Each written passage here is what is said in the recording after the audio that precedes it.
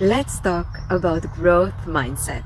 The easiest way to foster growth mindset boils down to the simple three-letter word, yet. I can't do that, yet. I can't get this to work, yet. I can't guide children through challenges, yet. Adding this three-letter word to the end of any limiting or negative thought changes your outlook and opens you up to the future possibilities.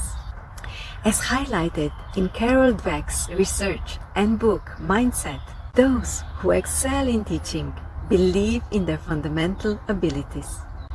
Our choice of words and how we communicate with ourselves and others influences how we perceive ourselves and our capabilities.